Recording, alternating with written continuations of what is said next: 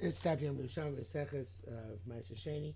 In the article Oz V'Adarshan, we're on Daf Mem Ches Amud Aleph at the Mishnah Halacha Beis, which will include Mishnayos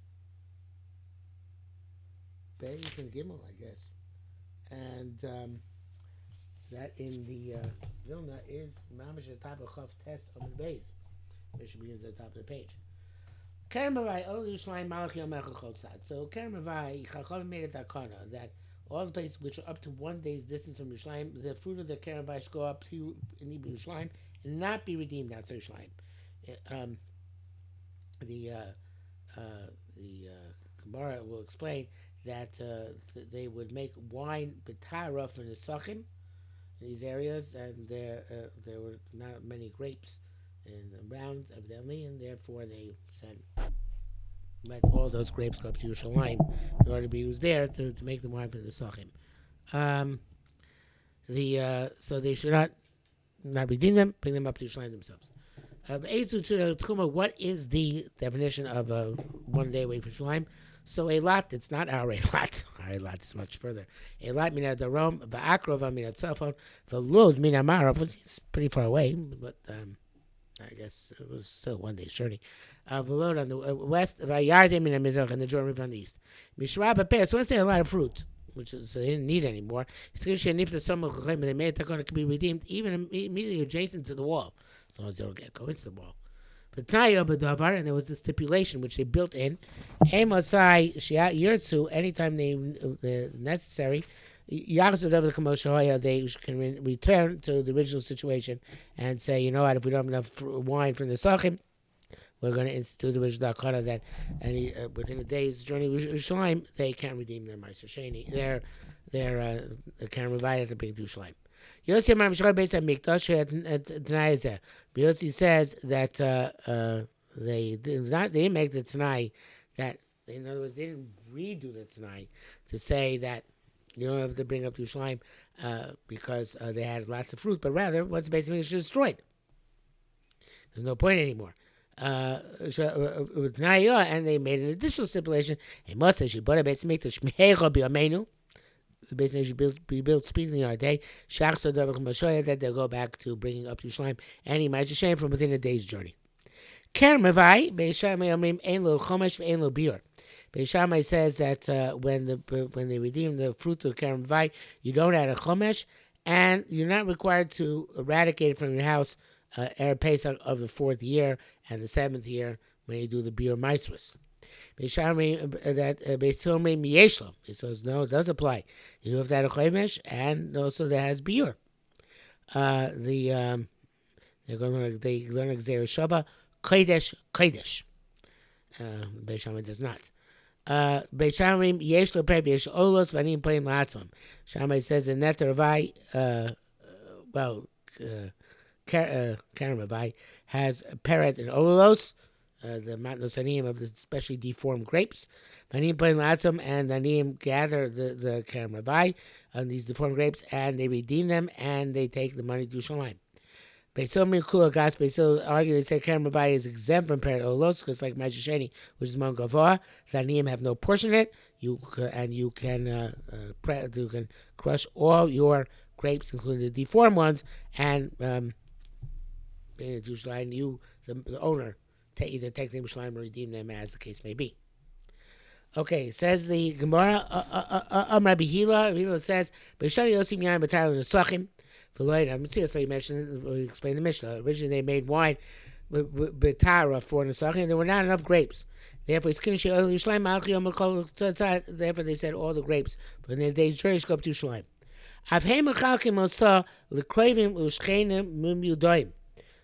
Now, even though when they got to Yerushalayim, they used to distribute the grapes to their relatives, to their neighbors, and to their acquaintances, as it says evidently in Tosefta.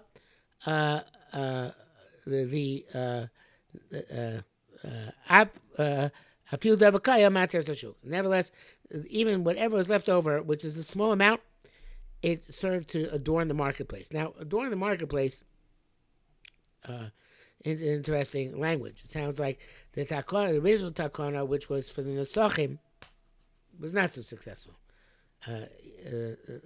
but later on, but nevertheless, they said, okay, even though this didn't work out the way we thought it'd be, but there's enough to make it worthwhile because there's another value here, which that kind of was worth it, which is that Yerushalmi should have lots of fruit available in the marketplace, even though it's not seriously enough for the Sachim, but that was in and of itself a value to have so much fruit available in Yerushalmi.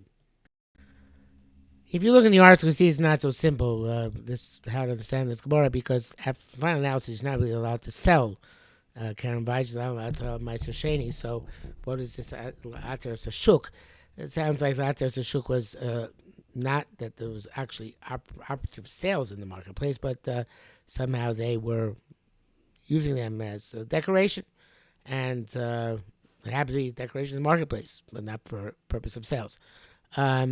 So but there's another shot there for that. I think really that this is not at all for the purpose of Nesachim, but the whole purpose is Later Zashuk. And the idea was, yes, even they would distribute to their friends and relatives, and even if it was not much additional produce brought into the city, that in and of itself was during the marketplace. But I think that the first shot we said, and the other shot given here by the other Mepharshim, I think the first shot we said that is works out well.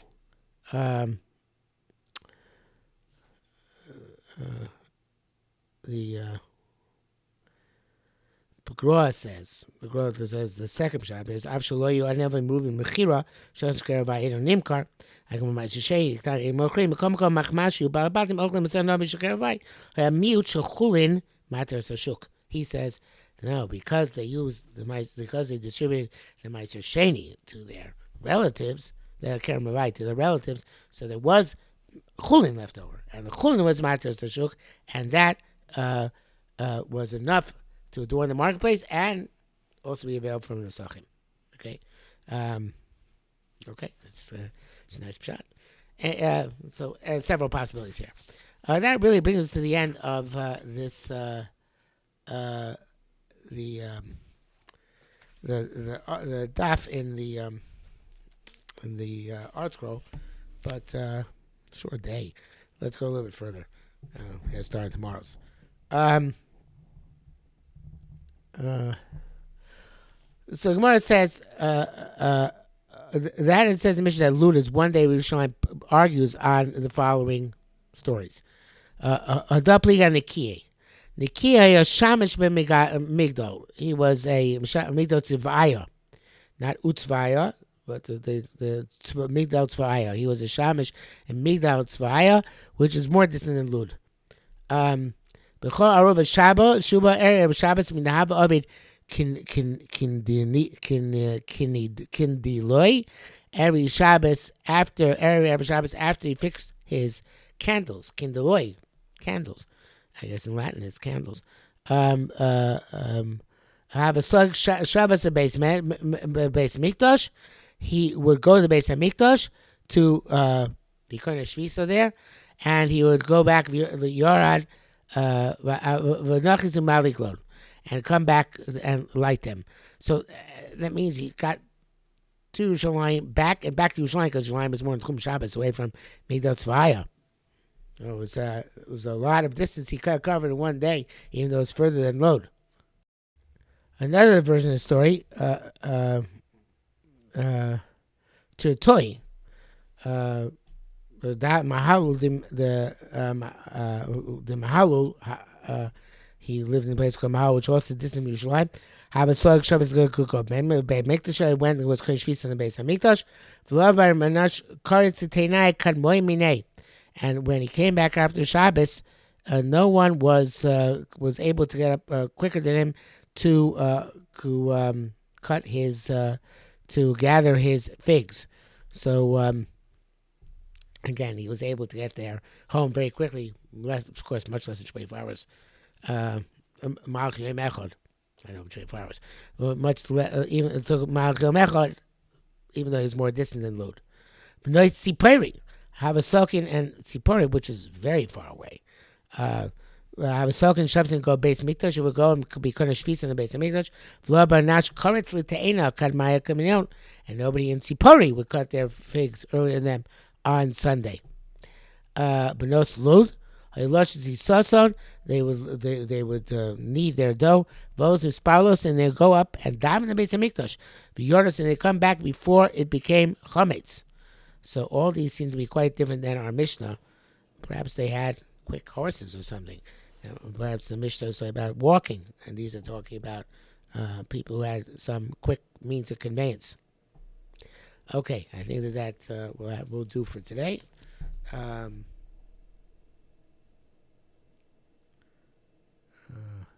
We'll start Chabar Nosh tomorrow.